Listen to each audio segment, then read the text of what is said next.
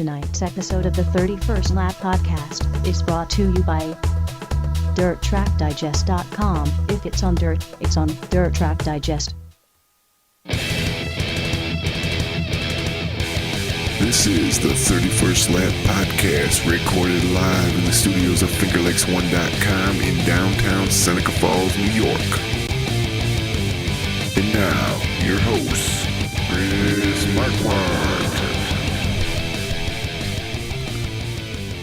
Good afternoon, good evening,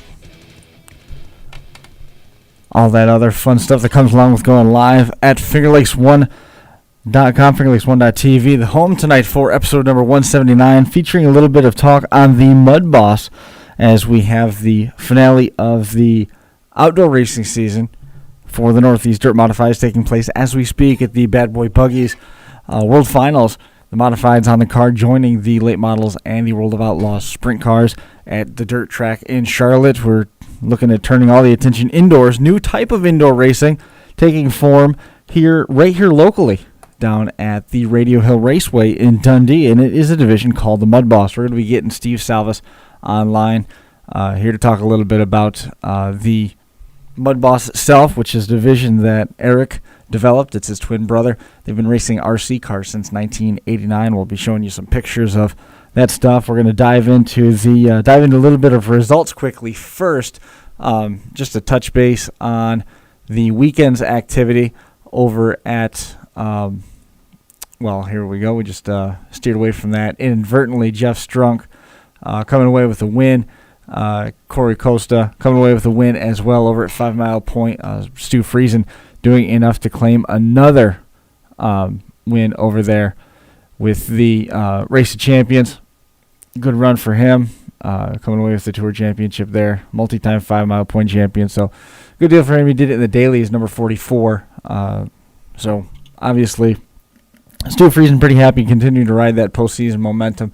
We've already got some results coming in on the action over there at the dirt track, formerly Lowe's Motor Speedway. It's Charlotte again now, the dirt track at Charlotte Motor Speedway. Peter Britton setting the pole position, fast time, 15.746 seconds in the qualifying rounds of the events over there at the dirt track at Charlotte. That's going to set him up towards the front of the qualifying heats that are going to set the lineup for Friday's 40-lap, 8,000 to win feature. Other fast timers in the group, Mike Bowman was in there, Craig Von Doren breaking the 16.3 mark. Eric Rudolph, 15-year-old Max McLaughlin, 15.9 on the clocks. Tim Kerr lapping the track in 15.91. Pretty good times being turned in over there. We saw a couple pictures. Josh Wilkins down in Woodstock, Virginia, has made the trip to the dirt track. He posted some pictures a little bit earlier of the Jimmy Owens entry pulling out onto the track in the number 20. So it was good to catch up with him. What we might do quick before we do anything in terms of moving ahead, I'm going to kick over to this clip here and let you have a look at what these RC cars are all about. There's a good look at those guys.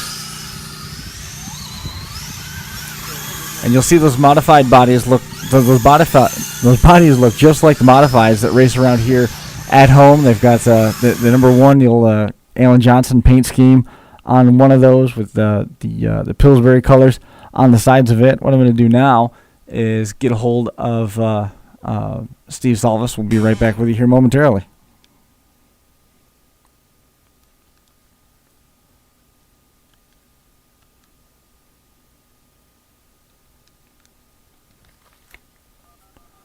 Give me a chance to have another look at one of those photos, one of the videos, real quick.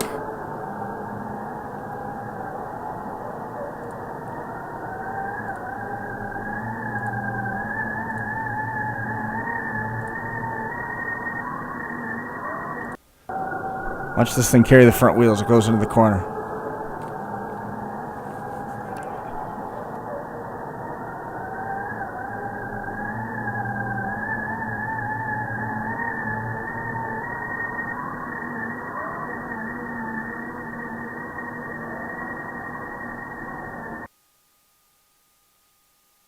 All right, and we are back with Steve. Steve's going to be joining us here momentarily, just as soon as I plug him into the board. There we go. Steve, man, I appreciate you making some time tonight to come on and talk a little bit about this car. This seems like this particular type of RC car is certainly getting some traction here in the Central New York region in the Finger Lakes. How did this whole program, I guess first we'll start there, how did this whole program come about? It's pretty fun. Thank you for having me, actually. Yeah. It was more than a year and a half ago, early summer in 2014. My brother and I were just playing around with our slashes, Traxxas slashes, and it came about, trying to build an attractive body for the Traxxas slash. First version came out. We tuned it slightly, and actually just a few weeks after, we started showing off the car at the tracks in the area here in Montreal, Quebec area, and got so much attention that everybody wanted a copy of the body. My brother did, and everything was handmade. It was very much.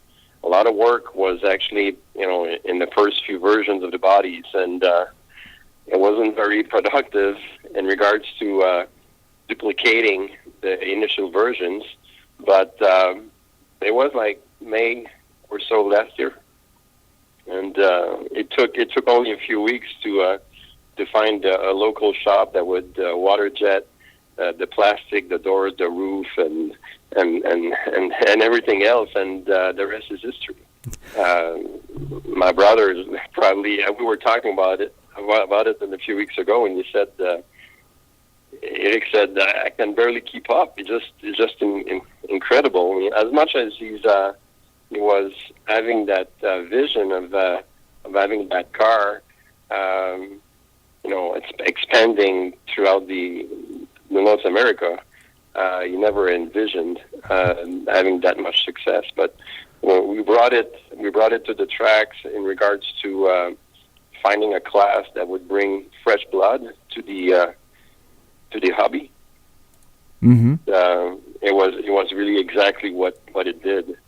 The local tracks in our area were first to attract people and guys coming back to the hobby, and guys that raced RC control cars, radio control cars years past, and they liked how the car handled on the track. It's a heavy car, same car for everybody, tight set of rules, and it was very spot on in regards to timing, and the look is attractive. They race good on the track, and it was really much a matter of trying to fill in the pipeline and with the demand. That's one of the things that was probably the most impressive to me is how affordable this class is. Basically, you can get one of these Traxxas slashes, and we're talking the basic Traxxas slash. It isn't anything crazy, and the nice thing about the division is especially if you're looking to run the Sportsman MudBoss division, you don't have the opportunity to do a lot of those changes to it anyway. It's basically you take it out of the box and you more or less run it. So you can get one of those things for $250 online. You get a body for one of the local dealers for $60-$70. You go get a wrap and you get yourself a 52 milliamp hour battery, and you're racing. I mean, you're looking at getting into one of these things for under $350. And if you shop around online, you can probably get it cheaper yet. Exactly right. And actually, it was once the class became a reality, summer of 2014. It was very important that the rules would be set very strict. That we would allow change of shock oil, change of preload on the springs, but very, very basic. No hop ups. We really wanted the class to remain as much as possible box stock.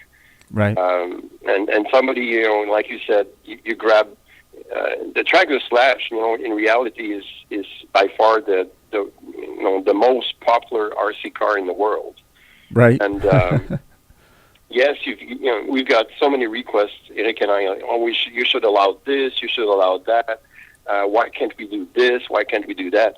And actually, the purpose was always to keep it as simple as possible, and be very strict on the set of rules. That those national rules that we have now with Tour. Thank you for Alan Harrington for that. It was very much important about having a set of rules, pretty much like we have in dirt car. Like dirt car has a rule book. If a local track would like to derive or let's say try with a local, let's say local rule about gearing or right rear tire or whatever, it's fine. But when the dirt car series come in town, is the dirt car rule book. So the way we have it set is there's a national set of rules for the Southwest MudBoss. If a local track would like to allow, fine tuning the set of rules for the local racing, that's fine. But there will be a carpet national at the Snowbirds this year with the Southwest MudBoss. Same deal also at the Oval Master in 10 days. Next week, not this weekend, but the week after. It's the national set of rules that we're going to be running, and so everybody can be running locally with their Southwest MudBosses and then show up, let's say, down south or in Tennessee next week and be competitive because that's what they've been running on for the past few months. We're just flipping through some of the pictures of some of these cars, and Dan Pilot right here locally in Waterloo is doing a great job taking a look now. That is, I believe that's Nick Guerreri's Scott Bloomquist replica number 0. It's a great looking car. That thing was pretty cool. I think that class is getting very popular for two reasons. First off, they race good on the track. That's something that critical about the popularity of a class is if the car is going to be running good on the track and be competitive and have fun driving it. That's very important. But also they look super good. They look super cool. And part of the hobby is also being hobbyists. We like to do replicas. We like we're all dirt fans, and we have our. You see those Breton vintage bodies and the guys with the wraps doing such an incredible job nowadays with the realism of those wraps, and so the guys get excited about they run that shell for a few weeks and I'm having a new wrap done and I can't wait to show it to you guys, and so really we've got the racing aspect going pretty good, and actually also the hobbyists that are very much into it about the look of the cars and so on. Yeah, they're beautiful cars. Right here locally, they've got the division at Radio Hill Raceway, which is on Shannon Corner Roads down in Dundee. Bruce Ridley was big on getting that thing up and going. Now we see Kevin Ridley jumping into it, Nick Guerreri, Darren Rizal. We showed some pictures of his green number 27, and that's sort of how I came to find out about it. And I got a couple of cars coming. I couldn't pass up the opportunity. And as you had sort of alluded to, you've got the opportunity for these guys to tailor the rule set to what works good for them. There's tracks locally here in Pennsylvania, and then there's also a pretty good MudBoss following out in Indiana, which on MudBoss RC's page, they're very active and they talk a lot about it. It gives you the opportunity to develop a set of rules if you guys want to go a little bit higher in your particular corner of the globe. But when it comes to running these national events like what you guys have had with the MudBoss Championships and now the inaugural indoor, the MudBoss Carpet Championships as part of the Snowbirds event, you got to follow a particular set of rules, which gives you a little bit more of that real element. When you leave home, you're also leaving your home track rules behind, and you might be going up or down the scale depending on what your home track rules are. Exactly right. And actually, my brother and I, we run a dirt track, I should say, in our area. Well, hang on. Well, we talk about dirt car all the time. Don't brush it off like it's just some ho-hum dirt track. You're busy at Granby. I think you're the race director at Granby, Drummond, and Autodrome, right? Yeah. You got a busy weekend during the season. I'm pretty busy. My dad was actually vice president of dirt a few years back. It was Gaston. He retired now, and right? grew up on the dirt tracks. It was Gaston, right? I was actually Gaston Salvis. He was race director for the 358 series for over a decade, and I was actually the chief starter for one of those Syracuse races a while back. I think it was 90, 91 I was. Mm-hmm. So I've been around for quite a few years. I'm 44, but I've been a race official since 14 years old. So it has been like 30-some years. So I grew up in the rankings, and I'm race director now at Granby, Drummond, and RPM Speedway. So I'm pretty busy in the summer. We run that, and Eric and I are having the loose dirt car RC track. We run on Sundays and Monday nights. Mm-hmm. Mm-hmm. And we had our first annual dirt national for the MudBosses, and as much as those cars from a loose dirt track, where actually we don't allow the lower center gravity chassis, but that lower center gravity chassis is only like $25 or so. Right. But we don't allow that on loose dirt. But converting that dirt car to a carpet car would only take you like half an hour of wrenching, like removing this and that. But it's as quick as switching the chassis and putting foam tires, and you're on the track. And that's what the guys love so much about it, is that it's very versatile. You can go from here in Quebec, province of Quebec. You can go to the Snowbirds Nationals or Tennessee with your car and be competitive, and have fun. And that's why it brings new, fresh blood to the body. Guys are coming back, but also bringing new people in the hobby, and that's what we need. I got turned on to RC cars, not because of racing, but we have another show on Finger Lakes One called The Crash Course, and we've got some friends down at GMW Motorsports Park in Midlothian, Virginia, where they were taking the Traxxas Slash and the LCG Slash, low center gravity cars that you just referenced, and they were making bodies out of aluminum soffit material and siding, like aluminum flashing, and they were running demolition derbies with them. So they would actually bend up the cars, the bodies would get all twisted to pieces, they were ripping wheels off them, they were overheating motors and blowing motors, they were hurting ESCs, and they were demolition derbying these things. So I got involved with that with Ed a little bit, and we've got a 1,000 to win RC Derby in Topeka, Kansas, coming up here next week, a week from Saturday. And then in talking with the local track here and getting back in touch with Bruce Ridley, who I've been friends with for a long time, he told me about these modifieds, and I said, I gotta get in on this. So after talking a little bit with him, they're still in the process of finalizing the rules for it.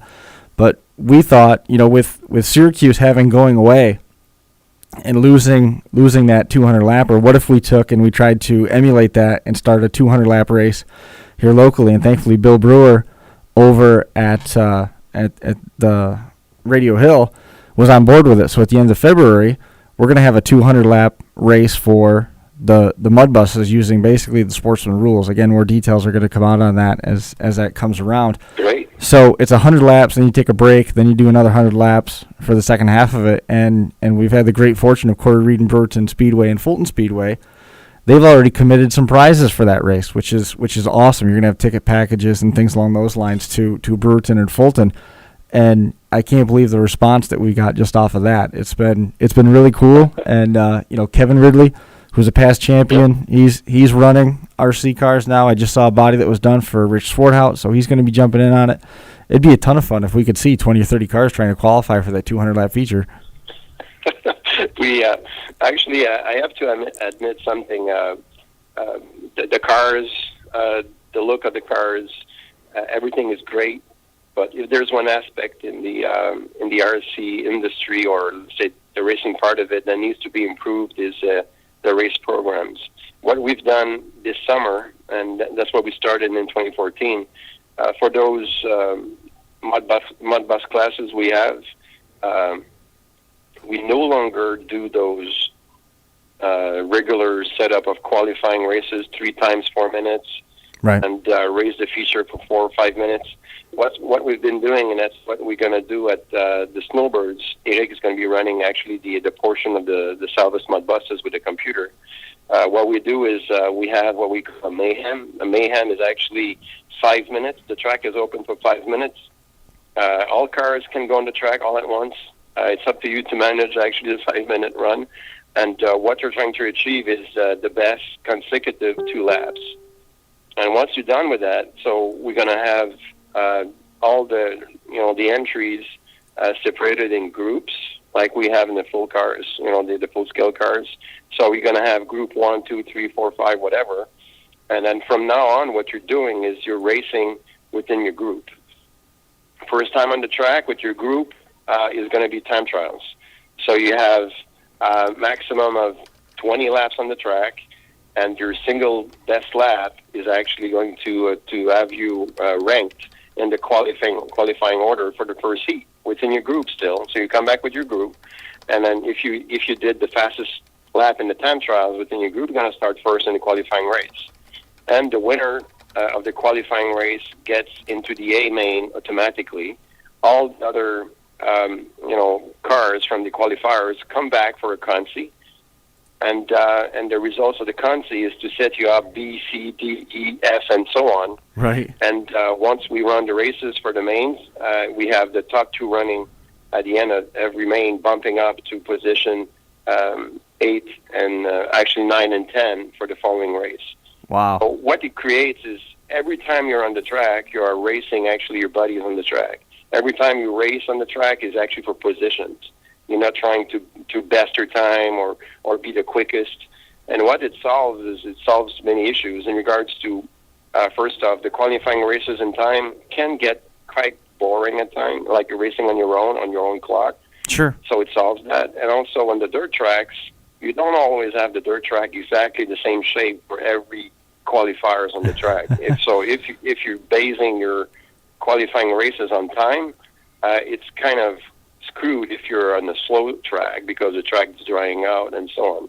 Right. So every time you're on the track, you're racing your buddies and you're trying to get the best finishing order in order to move up towards the mains. And it creates a lot of competitiveness, and you can't wait to go on the track and race your buddies again. I think it also adds a little bit more of that element of realism, whereas instead of you're just out there running X number of laps or running against the clock, as you alluded to, you have the challenge of moving up. So you've got a chance, even though you start, in one of those preliminary mains, you still have the chance at moving up through if you keep working on your car and dialing it in more. And bump up. Let's say if you make it to the E main, but you end up first and second, you bump up and you go to the D and the C and the B and the A. And most of the time doing that, the alphabet soup is pretty good come to the main time because he's been fine-tuning his car every time out. Mm-hmm. In terms of that fine-tuning thing, it's something that somebody who's been RC racing since 1989, you're probably fairly accustomed to that. But then I found out a little bit more from Eric that you're working and run the design for Custom Works RC, which is Tony Stewart's company, and those are the NASCAR type RC cars to the point where you drove to victory and pulled down some hardware from the Snowbird Nationals in Orlando this year. Yeah, we it was a long time coming. Eric and I worked pretty hard at developing the carpet car, the oval car. And it was actually the SC4, so the Salvage Edition 4, and took a sport version. But I was able to win that what's called a Super Stock, which is a 13.5 boosted class at the Snowbird Nationals in February of 2015. So I was pretty excited about that. Now the car is being released, and that's how when we talked about the Salvage MudBoss last year, we said we're as a racer we went up. When we started racing, we were actually racing Jarix 2s, Lowe's in dirt oval. Right. And nowadays we were asking ourselves, we don't have those type of cars anymore, racing in oval and on dirt oval, and that's when we started looking at the Tractor Slash and fitting on a body. And what it brings is it brings new blood. It also brings back previous racers that were actually racing pretty much 15 years ago, and you have a field. Let's say first off, you have better success at clubs because you need to pay the bills at the end of the month, and so the more racers you have in the place, the more important, the longevity of the club is going to be there. And by the way, Eric is receiving probably once every 2 weeks or so an email from a club. It could be in Indiana or Tennessee, and thanking my brother about this class because it saved the local club over there, gathering 10, 15 new people on site. Right. And that's all. We came about this class is it's not for the racers like my brother and I. It's pretty much for like the guy that would like to. Pretty much like if you play softball, you grab your mitt, you grab your ball and the bat, and then you go play baseball or softball. And we didn't have that type of option for the RC cars anymore. Right. So by having this, we have those average Joe that just dusting off his car and coming to the club and then racing and having fun. And we have the hardcore racers like my brother and I are developing cars and racing with those pan car stuff, which is, it fits for some of the racers, and like me and my brother, where we're going to adjust the cars with 10,000 shims, and it's very minute, and we play with those cars like F1 cars, but it's not a perfect fit for all the racers, and that's why having the Tractor Slash with the affordable cars and the simplicity of such a car is so great. I was amazed when I went over there to Radio Hill for the first time. Over there, they run on Saturday nights. Racing starts at 6 o'clock over there. You can find them on Facebook, Radio Hill Raceway. They have the 17.5 rotor-proof motor, Sportsman EDM stock, the stock late model stock sprint, modified sprint, and street stock. A lot of those, like you alluded to, those were all those pan cars. Some of those chassis, it blew my mind how much they had just in trying to get the cars on the track. Some of those guys were spending upwards of $600 before you even got into electronics. It was unreal. And I asked some of those guys, how do you even do this? I mean, it's not like now that you got purse money coming on the backside, you just do it because you love it.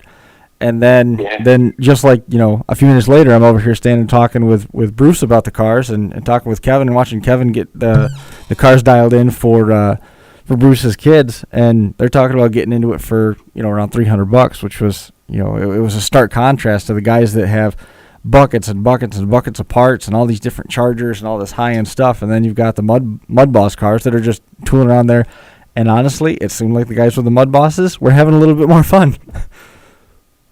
Well, I think we need all those options. Like, I'm going to a race this weekend in Vermont, and I'm going to show up with my chassis dyno and all my stuff and everything, and most likely somebody's going to walk by and be very intimidated by all the stuff I have. But it's no different. Let's say if you go in the infield or in the pits of Lebanon Valley or in Malta, you see those stacker trailers and so on.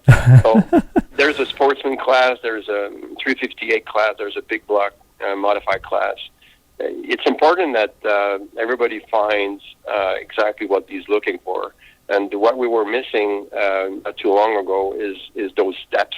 And now we have the Sabbath, MudBosses, and we have the sportsmen and the different ranking, let's say, or the levels that would suit everybody into the hobby.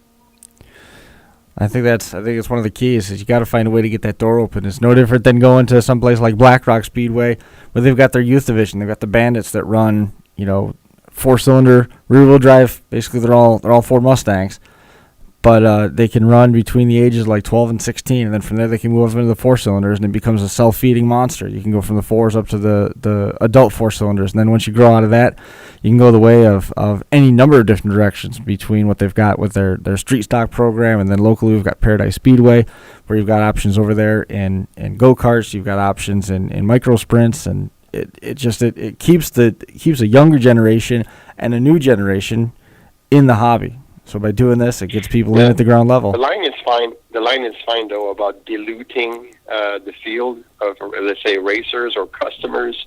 The line is very fine about having too many classes, but what you're looking for is actually good, popular classes that would fit every wallet in the building. So if you'd like to spend only a few $100s, you got that class, and you want to step up. There's a natural way up, let's say, of in regards to your experience, in regards to your talent, in regards to how much time you're going to spend and money, in the racing of those RC cars. So as long as there is a natural, let's say, progressive, smooth way up, everybody's going to be happy. If it's too many classes, then again, it's not serving the purpose, because you're just diluting the field of racers. And we want to race against, other fellows. If you only race against, 2 or 3 guys, you're going to be moving up to the next class, even if it's maybe just out of hand for you, because, it's like 3 times more racers. So that's why it's important to have those level of classes that will fit and be not too many, though, because and that's why we have good success with the dirt cars is, locally we have the sportsman, for the full scale we have the sportsman, and we have the modified, the 358, and the big blocks. There's always, the next level available, but there's not like 10 in between. How many cars did you have at the MudBoss Nationals in August? We had, I think it was 43 in the big class, and 10 or so in the what we call the sportsman. Right. It was a very good turnout. I mean, there's the panoramic picture that you can find on the Salvas MudBoss site that we're putting up there right now, along with a free ad from what would appear to be State Farm. But it's cool, man. There's the whole front stretch is just lined with those cars. What's it like? I mean, jumping away from the MudBoss for a second and back to Custom Works RC. What's it like basically working for Tony Stewart? He's just a regular guy, then like you and me. And I remember the first time I met him, he was in Virginia, probably 12 or so years ago. And it's an event he would have annually. And so I showed up, and I'm actually in his coach, and we're playing poker, and he's in his underwear. We're just looking at Starsky and Hutch the movie, and playing games and having fun and doing some RC stuff. We raced all week, and he was just another guy and enjoying his time with RC fanatics. And when it comes to the cup racing and everything, it's serious. It's a job, and he takes that very seriously. But at the bottom of it, he's just a race guy that wants to race anything. And a great group of guys at Custom Works with Rob Cutman, and we've been, there's been actually, if you look at Dirt Oval, or actually Oval for an instant, that's the only company out there that actually make a living out of Oval RC stuff. And Wow. We have to thank Tony for that. Tony has been very, behind Rob Cutman at Custom Works about making it possible year after year. And they sell a lot of those dirt cars, with the sprint cars and the late models. And actually, it was pretty funny the other day, because Rob called my brother, and he said to Eric, "What are you doing with those plastic screws?" Because Eric has been buying those plastic screws from Rob, at Custom Works, and Eric puts like 30 of those in every bag for the bodies. Right. And Eric said to Rob, I'm just selling those bodies like crazy. And he says, Rob said, "Yeah, but I just shipped you like 3,000 last week." I said, Eric said, "I'm done." And just like I went through those. You sell like 100 bodies this week. I said, "Yeah, so 100 bodies this week." Wow. So Rob is like, "Wow, gee, we're having something going on with those Salvas buses," and that has been crazy. And Tony is just one of them guys that he's probably going to be back doing a lot more RC stuff past 2016 once he's done with driving the cup cars, Right. because he liked it so much. Actually, you should be driving a Salvas MudBoss not too long from now. So Oh, cool. I see him at the track nearby. That's pretty wild, right there. Now, 100? Did you say 100 bodies in the last week? Yeah. Oh my gosh. Well, you started, like I said, first off, it was handcrafted. You would get, blisters on his end. It was like doing everything. And then, we found locally a wattage guy, and everybody, everybody is the same. And everybody, he's bending those and putting screws in the bag and shipping out as fast as he can. He's always like 20, 30 or so behind every week. Wow. So he's been very busy. How if you remarkable. look at North America, he's selling those Tennessee, Midwest, Northeast for sure, Canada, and can keep up. How long before you come out with a late model style Salvus MudBoss body? Put a nose and hood funny on. because actually we Uh-oh. we ran the Tractor Slash with a stalker body, Yeah. which is a molded late model. They drive good, but it's nothing like a EDM, what we call the EDM, Eastern Dirt Modified. Uh-huh. That Tractor Slash Salvus MudBoss is having the biggest inner panel there is. It's like a tub, which is the biggest spoiler there is, and they drive so much better. Right. The late model, we've got so much demand, but I think that it would not race as good because you've got that tremendous front downforce, but they run so much looser. I'm not convinced it would run as good on most of the tracks as the Salvus MudBoss because of the way that the bodies are actually designed, and Sure. because of that 10-inch wide and foot-long panel inside, it's just creates so much downforce and it drives so good. So how about your year over at the actual big car tracks? How'd your year go over there? I'm sorry? How'd your year go over at the big car tracks between Drummond and Granby and RPM? How was your season? I mean, season's a little bit removed from it, but I anticipate with that busy summer, you had to have a pretty good time, at least a couple weeks. I'm not sure I understand your question. Are you talking, are you asking me what is my vision of the current situation with third car? Or? No. We can get into that if you want to. I certainly want to get your thoughts on Syracuse closing, given that you had the chance to flag there one time. But I just wondered how your season went overall. How was your summer at those tracks? Extremely good. You would be amazed what kind of attendance we have every week at Granby and Drummond.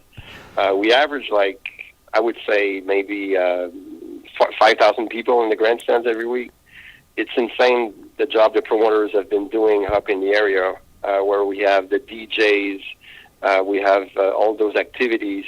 Every night at the racetrack is an event.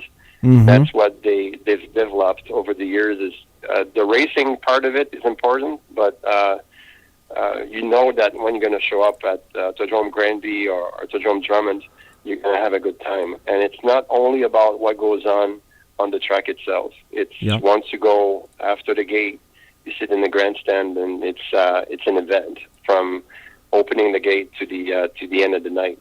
So we had a tremendous year. Actually, it was one of the best, I'd say, in the last 15 years. We had some cancellation and rain. We lost the World of Outlaws at sprint car at Drummond this year because of weather. Mm-hmm. So it was a bit of a bummer for Jan, the track owner over there. But at Granby, we had stellar shows with the big block and so on. So it was very good years. Summer. That's that party atmosphere was one of the things that I remember from when I got to go up there with the 358 tour years and years ago. It's like nothing that we see here in the States. It's an event, and every week is treated the same way, whether it's a tour that's in town, whether the sprint cars are in town, whatever you might have, but or just a weekly show. That party atmosphere never goes away. Everybody's there to enjoy an event that has racing as part of it. We no longer have regular events. We used to have regular events, and now and then a big show. Well, what the promoters have succeeded in doing is actually having an event every weekend. Right. And, it's part of, it's like anything, but, again, it's a fine line. If you're going to have the 410 sprint cars every week, how can you sell out when the Wall of Outlaws sprint cars are in town? You've had those, those 410 sprint cars every week, so you get kind of accustomed about the speed, about the cars, and so on. And what we have locally is at Drummond and Granby is, those 358, and when the big blocks come in town, it's an event. Mm-hmm. When the ESS 360s come in town, it's an event. And then when it culminates, it goes to the 410 Wall of Outlaws. It's the biggest event. So we always have kind of hitting the climax at the end of the season, where actually you've got all those big shows. That's why the crowds are so good, actually, I think. And then something to come back to, as you said, you had the opportunity to flag in Syracuse years and years ago, and now Syracuse, it's going away. Super Dirt Week, as we know it, changed forever with the closing of the fairgrounds in Syracuse. What are some of your thoughts on losing the mile? We're going to lose the track, but I don't think we're going to lose the get-together, because Syracuse was really much more about getting together at the end of the season, all the fanatics of Dirt Oval. You would have every fan of every track merging at the same spot at the same time, and that's what the Syracuse Dirt Week was all about. And for the Central Park New York, the next event next year, and what Glenn Downey is doing over there, I think that is going to be very much a challenge to make it ready. But what the get together is going to be, we're just going to move from one side to the next.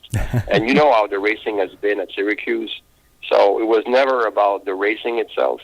And like I said just a few minutes ago, we go at one place because we like the atmosphere, and we like to be with our friends and fellows, and sharing the same passion about the racing. And for Syracuse, if truthfully, if we would have kept it at Syracuse a few more years, more than likely, the attendance would have been way down, because the racing part of it wasn't really good anymore. But with having the Glenn Downey's track, half a mile, similar size to Rolling Wheels, I think it's gonna bring a new energy to the Dirt Week, because no longer we'll have, let's say, a local star, a local offshoe. You won't no longer have to build himself a mile car. Right. He can go with his regular Saturday night car and be competitive. At the biggest race of the year, Super Dirt Week. Being now at a half mile instead of full mile. But it's going to be a challenge for sure for Glenn to make it happen. Ready on time for next year.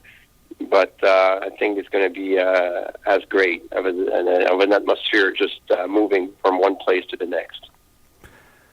I'm looking forward to it. I mean, it's sad to see the mile go, but there's a new interest, new energy, and there's a lot of drivers that we're talking about not being able to put a car together for the mile, that now they're going to have the opportunity, as you said, to have an opportunity to take part in Super Dirt Week 2016 at the Central New York Raceway Park. Before we let you go, we talked a lot about a lot of different divisions. In terms of the tracks that you work at and serve as race director, do you have a particular division that you really like to watch? Is there a favorite? Well, the 410 sprint cars, it's like nothing like it. The late models, but I would go with the 410 sprint cars. Yeah. And how about when you're holding the controller? What's your favorite division to race on the RC track? Well, actually, I have to, the pan car stuff on carpet for the NASCAR types, 13.5 Open, which is a boosted class. Right. It's my favorite on carpet, 13.5 Open, and I would say that on the dirt side of it, the what's called the mud sprint, which is open mud motors in a sprint car on foam tires on clay. It's pretty amazing. Wow. Jeez, there's endless possibilities once you get deeper and deeper into the realm of RC. Yeah.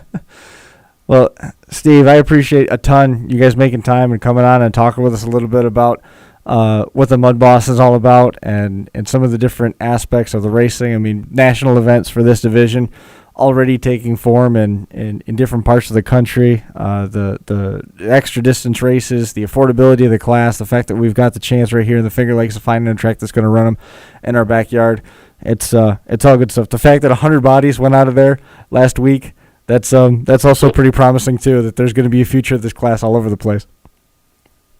And we have to keep the set of rules pretty tight, because it's always a matter of not trying to lose control over it. Right. The rules are available. They're posted right on the Salvus MudBoss site, and track to track, national event to national event, they call it pretty tight, so it's nothing to really mess with. Steve, is there anybody that you want to make mention of quickly before we finish up? I would I would tell all the racers, go over there and have fun. That's all about, what the main goal is. And competitiveness is one thing, and but start a good time with friends and have a good time over there. That's what it's all about. Excellent. Sportsmanship is paramount. Steve, man, we talked about a ton tonight. Thank you so much for coming on. Really enjoyed your appearance. Thank you for having me. Thanks, man. We'll catch you real soon. Thank you. Bye. There goes Steve Salves, Custom Works RC, and the Salves MudBoss. That is going to do it for this edition of the 31st lap.